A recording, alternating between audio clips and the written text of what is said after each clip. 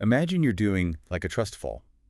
You cross your arms, you close your eyes, and you lean back, completely expecting the people you love most to catch you. Right, like you always do. Exactly. But instead, you just hit the ground. Hard. Oh, brutal. Yeah, and when you open your eyes, gasping for air, you realize that not only did they not catch you, but they're all standing there wearing masks you've never seen before. Wow. Yeah, that paints a picture. Right. And that is exactly where Violet Sorrengail finds herself at the start of Iron Flame. Welcome to the Deep Dive.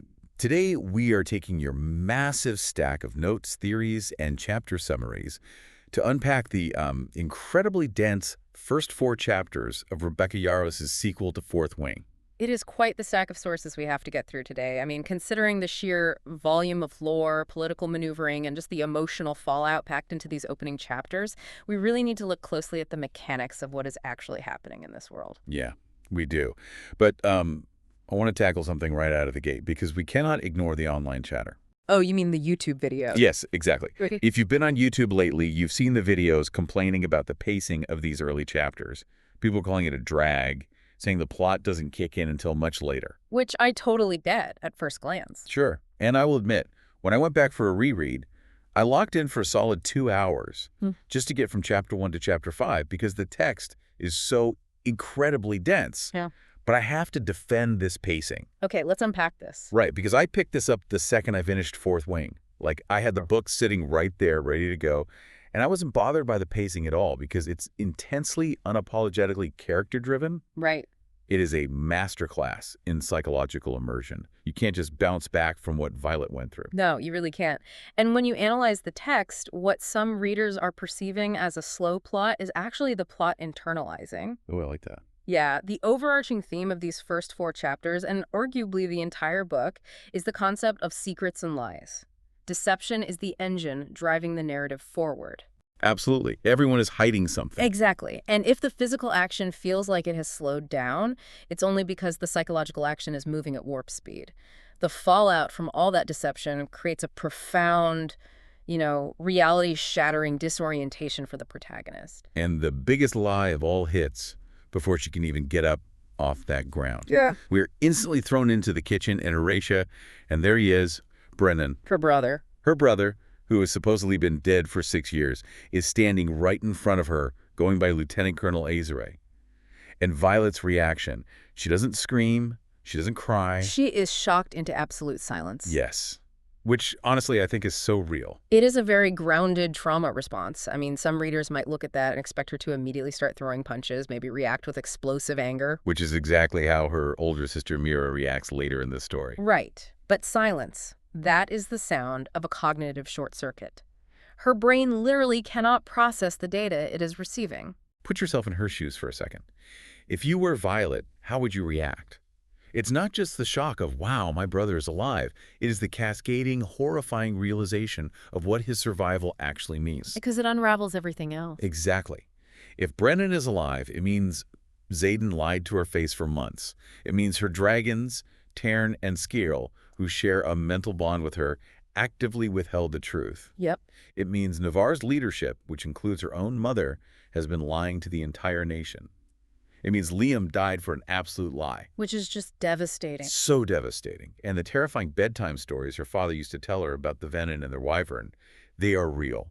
So her silence is like the only valid response to her entire universe collapsing in real time. It really is. And let's pull on that thread regarding Brennan's choice, because the sources wrestle deeply with the consequences of his survival. We have to look at the macro versus the micro of what he did. Oh, for sure. This raises an important question, right? Was he justified in letting his family believe he was dead? We know that their father essentially wasted away from a broken heart after hearing Brennan was killed. Right. That grief is what started his fatal heart complications. Exactly. Brennan's choice to stay hidden and join the revolution entirely devastated his family. But wait, is the macro over the micro really an excuse for letting your father literally die of grief? Yeah. I mean, I want to be sympathetic. I really do. It's a tough pill to swallow. It is. Yeah. You can't just go back home to Navarre, walk into the military college, and pretend you didn't just see the nightmare reality of the Venin on the battlefield. You can't unsee dark magic. No, you can't.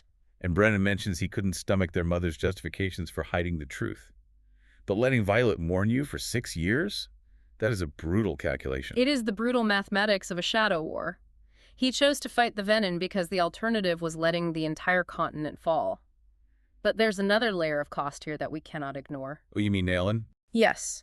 The sources highlight that Naelin, who was Tairn's previous rider, is the one who saved Brennan from death. And the text gives us this chilling detail: saving Brennan cost him everything. I am so hung up on that phrase. Like, what does cost him everything actually mean in the context of this magic system? That is the big question. Did it just cost him his physical life, or are we talking about the mechanics of channeling? Because to heal someone who is essentially dead, Naelin would have needed a massive amount of power. An astronomical amount. Right. Did he pull too much from Tairn and burn out? Or did he reach for power outside the dragon bond? Like, did he channel straight from the earth, which is what creates a Venin? That is the mechanical question at the heart of the lore. When a rider channels magic, they are meant to use their dragon as a conduit to safely filter the magic. To keep them grounded. Exactly. If a rider bypasses the dragon and pulls magic directly from the ground, from the earth itself, it corrupts them. It drains the life force around them and burns away their own soul, turning them into a Venian. So scary. Yeah, and we don't have absolute confirmation on Naelin's fate yet, but the phrasing, cost him everything, strongly implies a sacrifice far worse than just a standard battlefield death. The massive hanging thread. Yeah. But speaking of how magic works in this universe, I want to pitch a theory to you that came up in the listener notes regarding signets. Okay, let's hear it. So we know the fundamental rule, right? A rider's signet manifests based on what they need at their core, who they are at their most fundamental psychological level. Correct. Now, Brennan's signet is mending. He is a healer. And Violet mentions how he used to mend her injuries when they were young. But you might say, well, Brennan is significantly older than Violet by about 9 or 10 years. Right, so how could his core signet be entirely about her? Exactly. That is where we have to look at the environmental factors of their childhood. We know that Lilith Sorrengail, their mother, was severely ill while pregnant with Violet. Right. As a result, Violet was born with extreme physical frailties. Her bones break easily, her joints dislocate. Right. Could you imagine being a 9-year-old boy holding your new baby sister and knowing her bones could just snap? It would be terrifying. That her life is constantly hanging by a thread?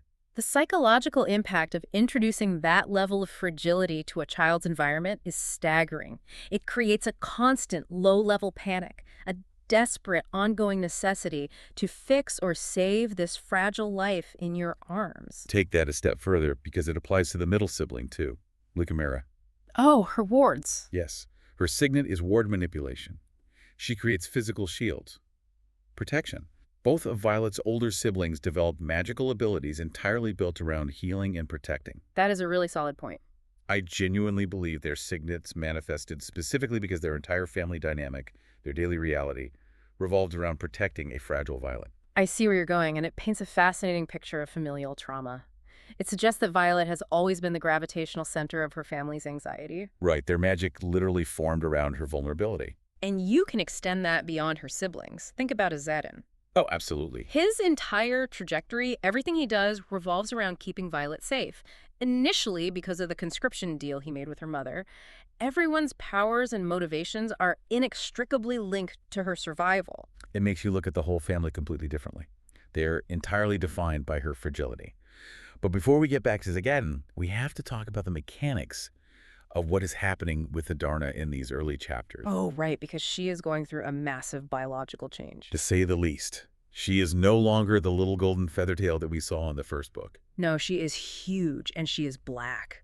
Yeah, she woke up as a shimmering, iridescent, black adolescent dragon. And with that growth spurt, she has completely lost her time-stopping ability. Which is a huge loss for Violet. Huge. Why did she lose it?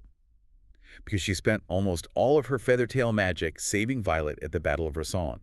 Now she's in this awkward, uncoordinated teenage phase, and she desperately needs to go back to the Vale for the dreamless sleep. We should probably explain what that actually means, mechanically. A feathertail is a juvenile dragon. Their magic is unstable, direct, and unpredictable. Which is why humans aren't supposed to bond them. Right, because a human body cannot safely channel that raw, unfiltered magic. Time-stopping was a manifestation of that juvenile unpredictability. But now she is transitioning into adulthood. So she needs to sleep it off. basically. The dreamless sleep is a biological necessity for dragons in this phase. It is a period of deep hibernation where their permanent adult magic stabilizes and their physical bodies harden. Got it. By entering this phase, she fundamentally changes Violet's tactical advantage. Because Violet is stripped of her greatest weapon. She no longer has the ultimate trump card of freezing time. She is physically and magically more vulnerable now than she has been since the day she first bonded. Which naturally makes her desperate for security. Exactly. And that perfectly sets the stage for Chapter 3 and the beginning of the lovers' quarrel. She moves from the shock of Brennan's lies straight into the fury of Xaden's. It is a masterful piece of conflict writing, mainly because both characters are operating from entirely justifiable yet mutually exclusive perspectives. They really are. Violet, having just been betrayed by literally every foundational figure in her life, demands full disclosure. She wants total security. Yes, before she lets him back in. She essentially says, I need to know everything. No more secrets. And Agadin counters with this frustrating concept of selective truths. Selective truths, yeah. He points out that he never promised to tell her everyone's secrets, only his own. If we connect this to the bigger picture, we have to analyze the burden of leadership here. Exen is a rebel leader. He carries the lives of hundreds of marked cadets and thousands of civilians in Aretia on his shoulders. He has a lot to protect. Exactly. Brennan's survival was a military secret. It simply wasn't Xaden's secret to tell. Look at it this way. Imagine you sign a contract with a company, and you think it's a standard, straightforward agreement. Then, after your entire life falls apart, the company representative points to a tiny clause in the fine print that you didn't read. Oh, that's a great analogy. Violet thought the phrase, no secrets, meant zero secrets anywhere in their shared orbit. Xaden meant no secrets about my personal romantic feelings for you, with a giant, invisible asterisk next to all military intelligence. You're hitting the nail on the head because she is reading the terms of service after the contract has already ruined her reality. And what amplifies this tension is the external pressure being applied by the Revolution's assembly. Oh, the assembly. Yeah, they step in and demand that Violet stay far away from Daenados when she returns to Bazdieth. They also demand she work intensely to build impenetrable mental shields. Right, because we have to remember the mechanics of Dane's signet. He is a retrocognition reader. Right, memory reading. If he physically touches you, he Yeah. can read your recent memories. So if Dane touches Violet's temple, he will see Aretia. He will see Brennan. The entire revolution will be exposed and slaughtered. Precisely why the Assembly issues this mandate. And this is a massive turning point for Violet's character arc. Standing there at the Assembly, she realizes she is going to have to start lying to the people she loves. Her friends at school. Yes. When she goes back to the War College, she will have to keep secrets from her closest friends, Rhiannon, Redoc, Sawyer. She's being forced to adopt the very tactics of deception and omission that she currently despises Xaden for using. To survive this shadow war, she has to become a liar. She has to use selective truths herself. It's so incredibly tragic. She is furious with him for doing the exact thing she now has to do to protect him and the marked cadets. It's a harsh reality check. Definitely.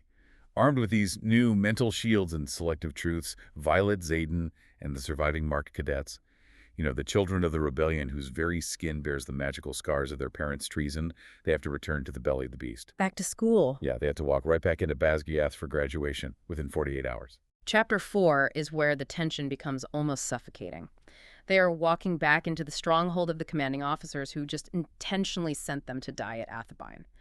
They are surrounded by executioners wearing the faces of teachers. I am really struggling to reconcile Dane's actions in all of this, by the way. Half the listener notes we received called Dane an absolute monster who purposely sent Violet to die, and the other half say he's just an idiot pawn. It's a polarized debate. Very. We know Azaddin tells Violet they need to exploit Dane's pride to keep his hands off her. But what is actually driving Dane? Here's where it gets really interesting. We have to dissect the psychology of institutional loyalty to understand Dane. Did he know what he was doing? Did he? When we look closely at the mechanics of the previous book, the text suggests Dane likely didn't know the lethal consequences of his actions. He read Violet's memory of Zabin's location and passed that intelligence up the chain of command to his father, Colonel Aisereigh. Because he's a rule follower. Right. Dane is a strict, inflexible rule follower. He believes the Navarian system is inherently good and just. So you're saying he thought he was just reporting a rebel outpost, not sending his best friend to an execution by dark magic. Exactly that. We see time and again that Dane draws a hard line at actually causing Violet physical pain. He wants to protect her, but only within the confines of the Codex. The rule book. Yes, he is a pawn cultivated by a corrupt institution. His tragic flaw is his blind faith in authority. Institutions rely on people like Dane, people who substitute written rules for internal morality. Because he follows the rules so blindly, he cannot fathom that his authority figures are corrupt. Which brings us directly to the ultimate corrupt authority figure, or so we think, General Sorrengail, Violet's own mother. Meeting them in Chapter 4 is electric. Fresh from surviving the assassination attempt that her mother's command structure orchestrated, and Violet drops a very specific calculated detail. She mentions being stabbed by a, quote, poison-tipped blade. This is a phenomenal use of micro-expressions by the author. What exactly does Violet observe in her mother's reaction to that phrase? Violet notices that her mom's eyes flare with absolute worry and horror, and for a split second, she looks at Violet like she's just Mom. Not the imposing general, not the commanding officer of the Rider Quadrant, just a terrified mother who almost lost her child. That split-second reaction is incredibly telling when we look at the mechanics of the world. A poison-tipped blade is the signature weapon of the Venin and their wyvern. So she knows. By reacting with horror rather than confusion, Lilith Sorrengail proves she knows exactly what is going on outside the protective magical wards of Navarre. She knows the Venin threat is real. Wow. Furthermore, some of our sources theorize this relates back to her own past, that the severe sickness she suffered while pregnant with Violet might have been the result of a Venin poison blade. That flash of horror isn't just surprise, it's visceral recognition.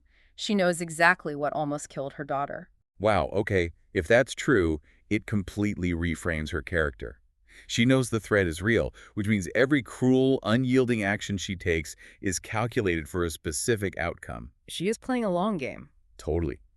But while they are navigating this deadly leadership structure, we also have graduation happening. Xaden graduates and immediately becomes a lieutenant. Which made me pause. How does military ranking even work if you skip the traditional war college channels and jump straight into leading a revolution? It speaks to how military structures absorb powerful anomalies to maintain control. Xaden is undeniably the most powerful rider of his generation. He's a massive threat to them. Right. The Navarian leadership knows he is a threat, but they also know they cannot simply execute him without sparking a full uprising among the marked cadets. By immediately granting him the rank of lieutenant, they fold him into the official chain of command. Keeping him close but leashed. Exactly. They are attempting to leash him with bureaucracy and rank, while simultaneously keeping him away from Basgiath. Yeah. Keeping him away from Violet. But the graduation ceremony itself is what truly strips away any lingering romanticism about a Dragon Rider Academy. It grounds the fantasy in brutal, horrifying reality. A map of survival. It's the math. Violet looks around at her squad. There were 11 first years in her Iron Squad at the very beginning of the year. Now, as they stand there in formation at graduation, there are only 5. 6 people died. 6. More than half of her immediate peer group is gone in a single year. The Rider Quadrant is not a school, it is a death factory. It really is. The text uses that brutal math to make the stakes incredibly tangible. Huh. These aren't just red shirt statistics, these were the people she ate with, studied with, and bled with. When Violet is fighting for the truth, she is fighting because those lies literally cost the lives of 6 of her friends. You don't get a cap and gown, you just get the privilege of not being dead for another day. Mm. It is incredibly heavy. And that, ultimately, is why this deep dive matters for you, listening right now. What Rebecca Yarros is exploring through the structure of Navarre is a profound commentary on the control of information. Oh, absolutely. Think about the scribes.